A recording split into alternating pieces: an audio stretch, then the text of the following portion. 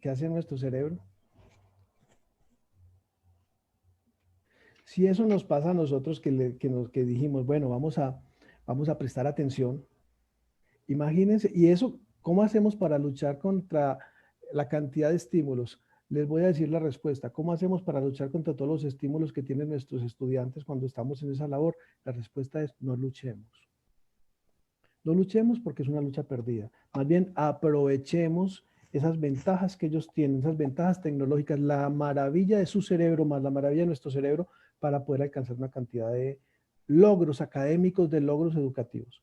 Antes de continuar, tengamos en cuenta que nosotros somos mucho más que simple biología. El ser humano tiene una dimensión racional psicológica, tiene una dimensión social por la que hemos aprendido, tiene una dimensión existencial y tiene una dimensión biológica. De la dimensión biológica es en la que nos vamos a centrar el día de hoy, que es desde la parte de la neurociencia. Es importante que hagamos un recuerdo o un recuento sobre lo que es la inteligencia. Tradicionalmente se nos ha dicho, bueno, recordemos que los test de medición de inteligencia comenzaron por allá a principios del siglo XX, cuando Binet, con las migraciones que hubo en Europa hacia Estados Unidos, estaba entrando muchísima gente hacia Estados Unidos y en Estados Unidos había una depresión también económica grande. Entonces le encomendaron hacer unas pruebas de inteligencia para seleccionar quiénes entraban a Estados Unidos y quiénes no. Y comenzaron las primeras pruebas para identificar los niveles de inteligencia. Eran unas pruebas completamente sesgadas porque estaban midiendo lo que la gente que vivía en Estados Unidos debería saber. Entonces prácticamente todos los europeos salían como si tuvieran problemas mentales, problemas de inteligencia o cognitivos. Pero fue la primera aproximación que hicimos a lo que es la inteligencia. Luego aparecen muchos, entre ellos Wechsler. Wechsler saca unas pruebas de inteligencia que las conocemos y se utilizan en este momento, en el siglo XXI, que son las pruebas de Wechsler, el WISE, el WISC, el WIPSI, son las pruebas para medir la inteligencia de las personas y para identificar el nivel, el IQ o cociente intelectual. Dicen estas pruebas y las convenciones que las personas tenemos un nivel de inteligencia que oscila entre 90 y 110. 90 y 110. Usted le aplican esas pruebas y si sale entre 90 y 110, está dentro de la media. Es una persona sana dentro de la normal. Si tiene menos de 90, comienza a tener discapacidad cognitiva, lo que se conocía como retardo mental, y si tiene más de 110, comienza a figurar como si fuera un genio. ¿Ya? Pero ¿qué es lo que pasa? Que esos niveles de inteligencia o esa medición de la inteligencia se queda cortica porque mide a todo el mundo como si fuéramos máquinas. Y todos nuestros niños, nuestros estudiantes, nuestros adolescentes, empezamos a medirlos como si fueran exactamente iguales. Y eso ya lo sabemos que no es verdad. Afortunadamente, aparecen otros grandes investigadores, entre ellos Gardner, y Gardner nos empieza a plantear el tema de las inteligencias múltiples. Nos empieza a decir, todas las personas tienen estilos de aprendizaje diferentes. ¿Ya? Y nos dice que hay 7 inteligencias diferentes, la intrapersonal, la interpersonal, la kinestésica, la lingüística, la musical, y este tipo de diferentes, que él lo denomina inteligencias, yo lo prefiero llamar en mis investigaciones como estilos de aprendizaje, son diferentes formas como el ser humano se enfrenta con el mundo y adquiere nuevas pautas de comportamiento. Entonces ya no estamos limitados simplemente al estilo de inteligencia de hace más de 100 años, sino que ahorita podemos pensar que los seres humanos, nuestros estudiantes, nosotros mismos, nos relacionamos con el mundo de maneras diferentes, ya más particulares, más de acuerdo a mi forma particular de ser, gracias a Gardner y también a Goleman, que habla de la inteligencia emocional. Nos dan entonces un poquito más de herramientas para poder hablar de lo que es la inteligencia. Sin embargo, en todos, tanto en Wechsler como en Binet, como en Gardner, como en Goleman, en todos, para poder aprender tenemos que pasar por un proceso fundamental que se llama aprendizaje y memoria. O sea, la memoria sigue siendo un papel fundamental en todos los procesos de aprendizaje, un papel fundamental en todos los procesos de aprendizaje. Nos decían los compañeros hoy que la manera, y también Facundo Manes, en un congreso que estuvimos hace poco, decía, no, la única forma para poder garantizar aprendizajes emocionales aprendizajes es cuando emocionamos, por medio de la emoción, por medio de la emoción. Que, vamos, a mí me gusta mucho hacer este ejercicio. Vamos a cerrar los ojos un minuto, donde estemos. Cerremos los ojos un minuto donde estemos y vamos a recordar, a recordar a ese profesor o a esa profesora de allá de nuestra primaria cuando estábamos comenzando en la escuela, en el colegio, por allá lejos. Recordemos ese profesor, recordemos esa profesora por allá, cómo se llamaba, a qué olía, cómo se vestía, cómo hablaba. Listo. Alguien que nos escriba o que abra el micrófono si puede abrirlo. ¿Qué recordó? Dice, antes la memoria estaba más ligada a la repetición, ahora se liga más a la comprensión. Ujú. Es verdad. ¿Alguien recordó una persona de su infancia, de la escuela, de la primaria, que nos quiera compartir qué recordó? Fátima dice, a una maestra amorosa y con mucho amor a su trabajo. ¿Cómo se llamaría? Seguro que si le preguntamos a Fátima nos va a decir Su el nombre. sonrisa, recuerdo lo que he visto en fotos de falda, la maestra Amparo de Ciencias Sociales, recuerdo a mi maestra de primer grado, la maestra Beatriz de tercer grado siempre con una sonrisa. Recuerdo que mi maestro joven y vestía bien y entregado, recuerdo a mi mejor amiga, mi profe de Oh. kinder, su sonrisa y su nombre es Landy, se llama María Elena, su forma de enseñar en la escuela se llamaba Jorge Sánchez. Fernanda, la que habló de la maestra de kinder, ¿cómo se llama? La compañera que dijo de la maestra de kinder. Permíteme porque son muchos los mensajes, pero Bueno, aquí lo encuentro. no, no, o para ella que nos está escuchando. Si yo le preguntara a usted que recordó la maestra de kinder, o sea que me imagino que eso hace mucho tiempo, ¿qué hizo exactamente el 17 de abril del año 2016 a las 3 de la tarde? ¿Qué me respondería? Ingrid Ayardi Campos, recordó a su profesora de kinder. Ingrid, cuéntenos, escriba ahí en el chat. ¿Qué hizo el 17 de abril a las 4 de la tarde del año 2016? ¿Qué hizo el 17 de abril del 2016 a las 4 de la tarde? Se lo voy a poner más fácil. ¿Qué hizo el 8 de junio del año 2019 a las 5 de la tarde? Ah, ve que no Ay, se acuerda. No se acuerda.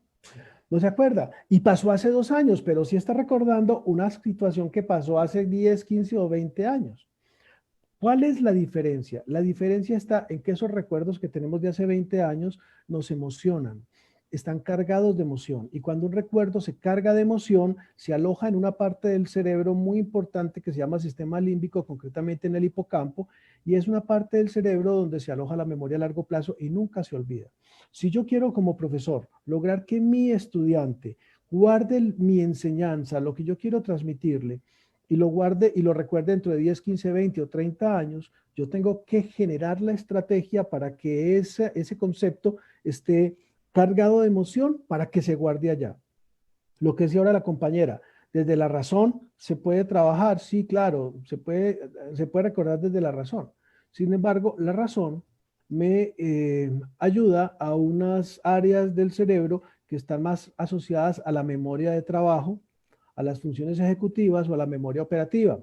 La memoria de trabajo que es aquella que me sirve para recuperar las cuestiones que yo voy a hacer ahora. Es una memoria más a corto o a mediano plazo. En cambio, la memoria emocional es a largo plazo. Hay una herramienta que nosotros como profesores podemos utilizar mucho y nos sirve y es el humor. El humor es la mejor estrategia. Recuerden que nosotros tenemos 6 emociones básicas, según las teorías de McKillen y de Paul. Tenemos 6 emociones básicas que son la tristeza, la alegría, la sorpresa, el disgusto, el miedo y la ira. Esas 6 emociones básicas que están instaladas en nuestro sistema límbico, que son biológicas, nacimos con ellas, nos ayudan a aprender y adaptarnos. Si logramos utilizar esas 6 emociones, podemos lograr generar aprendizajes de gran calidad. Pero esas 6 emociones, la más fundamental, la más importante, es la alegría. Y la alegría está asociada al humor. Entonces tratemos de trabajar sentido del humor. ¿Cómo se conforma el sistema nervioso? Primero que todo, miremos ese dibujito que está ahí a la derecha. Miremoslo acá. El cerebro es el padre de todo en nuestro cuerpo. Yo soy tu padre. El cerebro está conformado por sistema nervioso central y sistema nervioso periférico, haciendo como un recorrido rápido. Yo sé que esto ya lo han hablado todos estos días. Sistema nervioso central y sistema nervioso periférico. El sistema nervioso central está conformado por el cerebro y la médula espinal, y el cerebro tiene dos hemisferios, que están acá. Hemisferio derecho y hemisferio izquierdo. Y además está conformado por 4 lóbulos: lóbulo frontal, lóbulo occipital, lóbulo temporal y lóbulo parietal. Cada uno de estos lóbulos trabaja en equipo con todos los demás del cerebro, pero lidera unas funciones muy específicas. Por ejemplo, el frontal, dentro de muchas cosas que hace el lóbulo frontal, están las funciones ejecutivas, está la acción motora voluntaria, también tiene que ver con la moral, con la decisión de lo que es bueno y lo que es malo. Los juicios de moral tienen que ver con toda esta parte. Tenemos el lóbulo occipital, este verdecito que está acá atrás, tiene que ver con la decodificación de los estímulos visuales. Tenemos los lóbulos parietales, que tienen que ver con los sistemas atencionales, y también tiene que ver con el lenguaje y tiene que ver con la memoria emocional. Y el parietal, que está en la parte superior, que tiene que ver con los estímulos somatosensoriales. Son todos muy importantes para nosotros, para el aprendizaje y para todo lo demás. Pero también está el sistema nervioso periférico. El sistema nervioso periférico es todo el resto de nuestro sistema nervioso que nos conecta con el mundo externo. Los niños, los jóvenes y los adolescentes realmente aprenden porque tienen un sistema nervioso periférico que les permite llevar desde el exterior toda esa cantidad de estímulos hacia el cerebro para que el cerebro los decodifique. El aprendizaje se da en el cerebro. O sea, el cerebro es el que retoma, organiza todas las emociones, todas las experiencias, todo lo organiza, lo clasifica y lo guarda para que pueda ser utilizado cuando se necesite. Eso lo hace el cerebro. Pero para que toda esa información llegue hasta el cerebro, entra por el sistema nervioso periférico. Si no, el sistema nervioso periférico no funciona adecuadamente, entonces simplemente no puede haber un almacenamiento, una clasificación y una recuperación de la información. Y aquí acabo de describir lo que es la memoria. La memoria es el proceso de almacenamiento, clasificación y recuperación de la información. Almacenamiento, ¿qué es memoria? Almacenamiento, clasificación y recuperación de la información. Si falla alguno de esos 3 momentos, la memoria tiene problemas. Almacenar, clasificar y recuperar información. Y eso se da gracias al sistema nervioso central y al sistema nervioso periférico. Para que todo eso funcione bien, es necesario, es fundamental tener entonces unas estructuras muy pequeñas que se llaman neuronas. Las neuronas son fundamentales, son las células, algunas de las células del sistema nervioso, porque hay muchas otras, y las neuronas deben funcionar adecuadamente para que todo ese proceso se dé. Pero eso nos lleva al proceso educativo. Para que las neuronas estén de una manera funcional y sanas, requieren de 2 situaciones importantísimas para que estén sanos, además de lo genético y todo lo demás. Primero que todo, requieren oxígeno y requieren alimento. Una neurona y el cerebro en general que no esté con la suficiente oxigenación y con la suficiente alimentación adecuada, no va a poder generar estos procesos de aprendizaje de los que estamos hablando. Miremos entonces los problemas con los que nos empezamos a encontrar para poder hacer memoria y para poder hacer aprendizaje.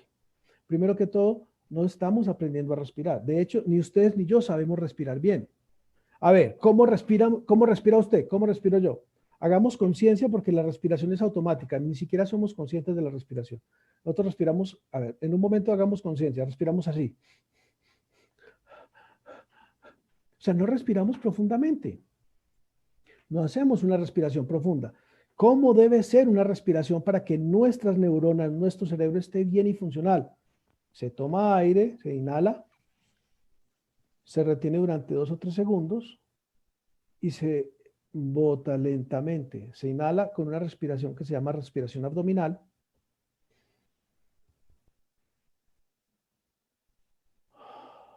Hagámoslo todos juntos en este momento. Hagámoslo 2 veces y miremos la diferencia. Tomamos el aire como inflando el estómago, respiración abdominal. Retenemos 3 segundos y botamos lentamente. Si hacemos ese ejercicio 3, 4 veces, 5 minutos al día, le estamos dando a nuestras células, a nuestro cerebro, los niveles de oxígeno que necesitan para operar bien.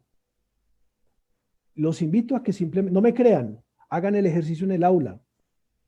Antes de empezar la clase, traten de hacer un ejercicio de respiración con sus estudiantes y van a darse cuenta del nivel de respuesta en el aprendizaje. Va a cambiar el nivel de respuesta en el aprendizaje, va a cambiar significativamente y para bien.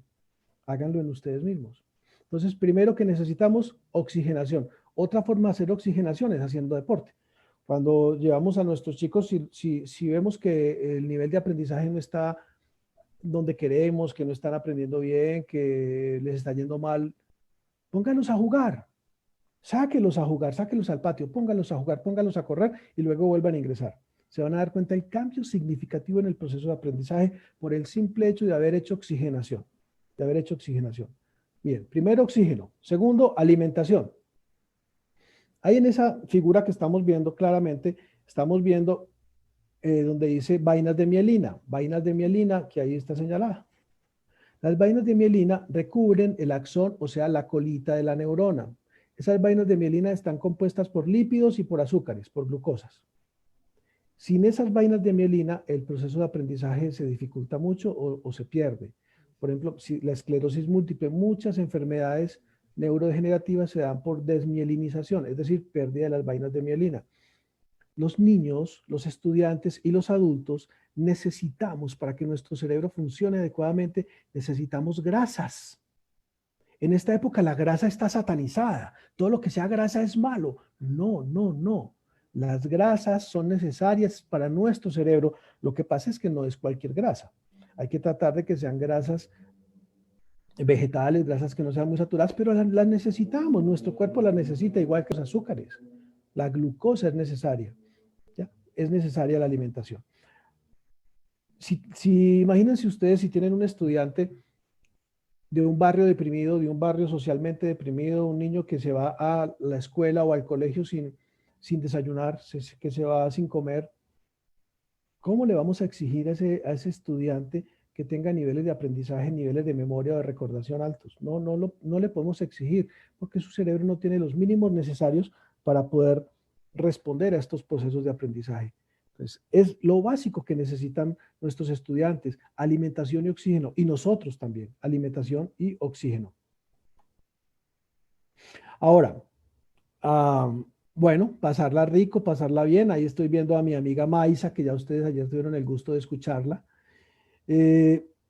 ¿Cómo aprende el cerebro? Nuestra segunda pregunta. Ya sabemos lo básico, hicimos un recorderis de cómo es la estructura cerebral, pero bueno, ¿cómo aprende el cerebro? El cerebro aprende de una manera simple, sencilla, pero muy importante. Aprende por los estímulos externos que entran a nuestro cerebro a través de las ventanas sensoriales. Tenemos 5 ventanas sensoriales: ventana visual, auditiva, olfativa, táctil y gustativa. Primer elemento fundamental para que el cerebro aprenda es que esas ventanas sensoriales estén funcionando. Hay que ver que nuestros estudiantes y nosotros mismos muchas veces tienen problemas de aprendizaje y uno cree que son problemas cognitivos, problemas mentales, y resulta que van donde el médico y lo que pasa es que necesitaba lentes, necesitaba gafas, o tenía problemas auditivos. Yo una vez tuve tuve un usuario, un niño que tenía problemas de aprendizaje, entonces lo lleva la profesora, lo remite a neuropsicología y bueno, le hacemos todas las pruebas necesarias de cognitivas, de atención, percepción, memoria y todo lo demás, y el niño sale dentro de la norma, sale común y corriente, sale bien. Entonces se me ocurre, no sé por qué, y usted ya lo llevó al otorrinolaringólogo, ya lo llevó al médico. No. ¿Saben qué era lo que tenía el niño? no le habían limpiado nunca en la vida los benditos oídos. Los tenía completamente llenos de cerumen. O sea, completamente llenos de cerumen. El niño, el pobre niño, simplemente no escuchaba. ¿Sabe cuál fue la terapia más efectiva para ese niño? Limpiarle las orejas. Se le hizo una limpieza y el niño comenzó a responder a los estímulos. Entonces, miremos, son estímulos, son las ventanas. Si la ventana está sucia, la luz no entra a la casa. Lo primero que hay que hacer para ayudar a los procesos de aprendizaje es limpiar esas ventanas sensoriales, ver cómo están sus ojos, sus oídos, su olfato, su tacto. Y después, y segundo, primero ver que estén bien. Y segundo, utilizarlos. Porque si usted tiene una ventana limpia pero la mantiene cerrada, por ahí no le va a entrar el aire. Entonces, usted tiene su estudiante, usted tiene todas esas ventanas, cinco ventanas para aprender. Utilícelas. No se limite simplemente a dar una clase hablando. No se limite simplemente a dar una clase escribiendo. También llévelos a tocar, llévelos a oler, estimúlelos con el olfato. Estimúlelos, póngalos a tocar, póngalos a probar. Son las ventanas multisensoriales de las que nosotros disponemos. Disponemos de 5 estrategias para enseñar, 5 ventanas multisensoriales para enseñar.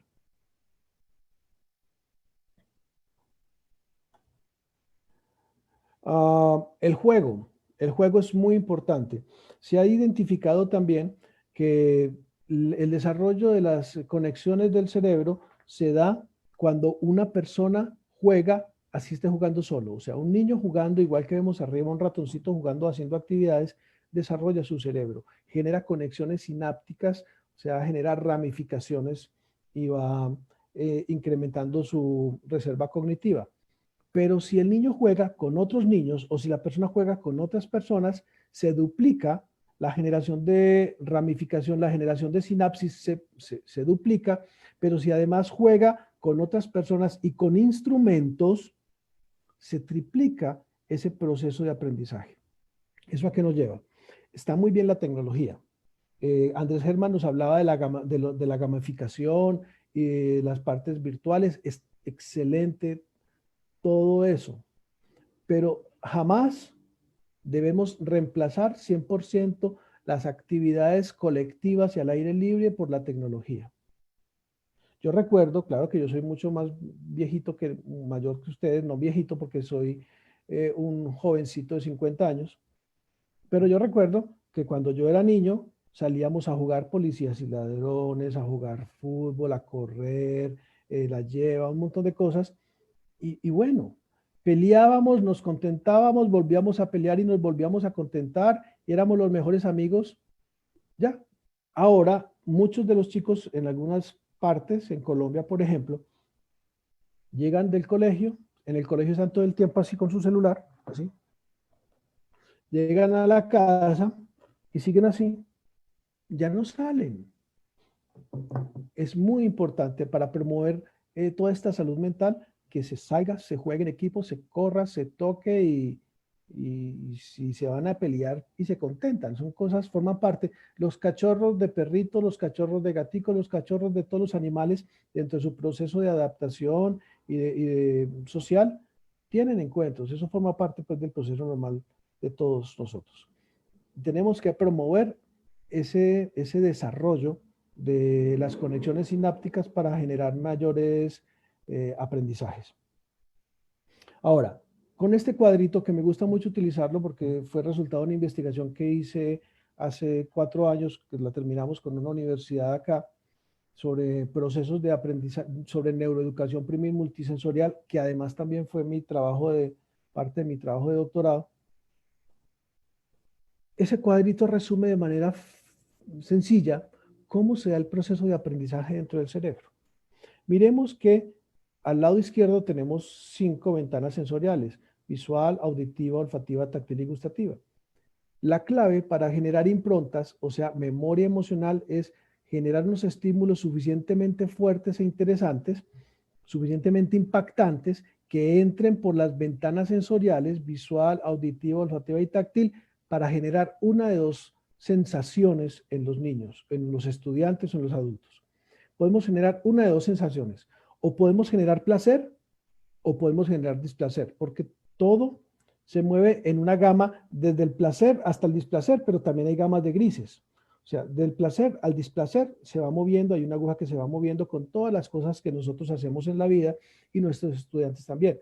El estudiante puede sentir placer con mi clase o puede sentir displacer o se puede ir moviendo por allá. El éxito, parte del éxito de los procesos de aprendizaje y de neuroeducación está en que los mensajes y los estímulos que nosotros le estemos presentando al estudiante sean estímulos placenteros, placenteros, placenteros. Cuando mi estímulo es placentero y yo presento ese estímulo asociado al concepto que yo quiero que el chico aprenda, hay una asociación de continuidad, estímulo placentero y objeto del aprendizaje de manera contingente, o sea, seguida. Contingente significa que está una detrás de otra. Estímulo placentero, objeto de aprendizaje de manera contingente, se va a activar en el cerebro del estudiante un sistema que se llama sistema de recompensas. No se trata de recompensas de regalos ni nada externo social. Sistema de recompensas es un conjunto de neuroestructuras que tenemos en nuestro cerebro que se activan para darnos recompensas en formas de placer. Las principales estructuras que conforman el sistema de recompensa son el núcleo accumbens y el área tegmental ventral, que están unidas por unas vías que se llaman vías dopaminérgicas. La dopamina, dentro de muchas otras funciones que cumple la dopamina, está la emoción de placer, la sensación de placer y de felicidad.